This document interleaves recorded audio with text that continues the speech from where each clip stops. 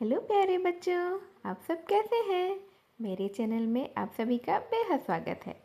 आज मैं आप सबके लिए लेकर आई हूँ अकबर और बीरबल के रोचक और मज़ेदार किस्सों में से एक बेहद ही लोकप्रिय किस्सा, जिसका शीर्षक है सब के सब बह जाएंगे। इसे सुनने से पहले आप मेरे चैनल को लाइक और सब्सक्राइब कर दीजिए, ताकि ऐसी ही और अच्छी अच्छी कहानियाँ मैं आप सबके लिए लेकर आती रहूँ और आप उसे बड़े मज़े से सुनते रहें। तो अगर आपने लाइक और सब्सक्राइब कर दिया हो तो चलिए अब शुरू करते हैं। बादशाह अकबर और बीरबल शिकार पर गए हुए थे। उनके साथ कुछ सैनिक और सेवक भी थे। शिकार से लौटते हुए एक गांव से गुजरते समय बादशाह अकबर ने उस गांव के बारे में जानने की जिज्ञासा उत्पन्न की।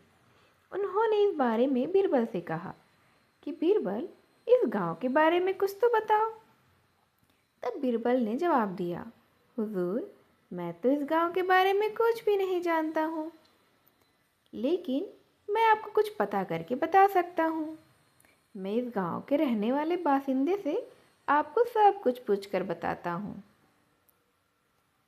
इतना कहते ही वो बीरबल जो है ढूंढने लगा किसी को कि कोई तो मिले।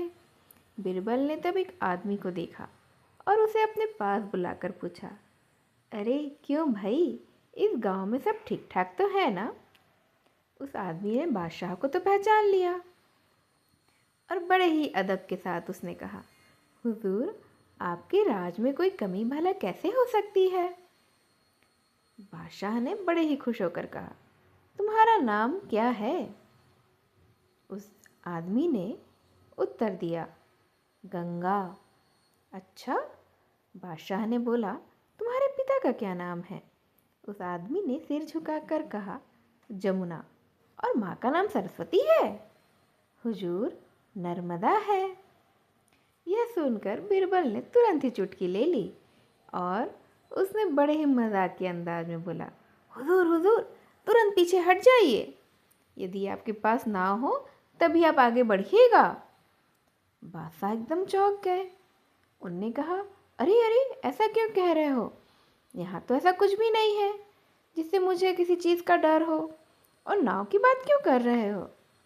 तब बीरबल ने मुस्कुराते हुए कहा, अरे आप पीछे नहीं हटेंगे तो नदियों के इस गांव में आप तो डूब ही जाएंगे। आपको डूब जाने का खतरा है।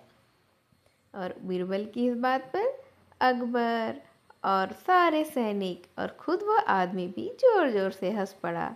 इस तरह से बीरबल ने सबकी थकान दूर कर दी थी और एक मज़ेदार किस्सा बन गया था। तो प्यारे बच्चों, यह थी एक आदमी की कहानी जिसका नाम था गंगा, जिसकी माँ का नाम था जमुना और पिता का नाम सरस्वती और भाई बहन का नाम भी नर्मदा, और कुछ कुछ नदियाँ ही रही होंगी। यह पूरा परिवार ही नदियों का परिवार बन चुका था, जिसे सब लोग याद करते थे और कहते थे वह नदियों का परिवार और नदियों का गांव आखिर कैसा गांव होगा। ऐसी और छोटी छोटी कहानियों के साथ मैं आपसे फिर से मिलने आऊँगी। तब तक के लिए बाय बाय।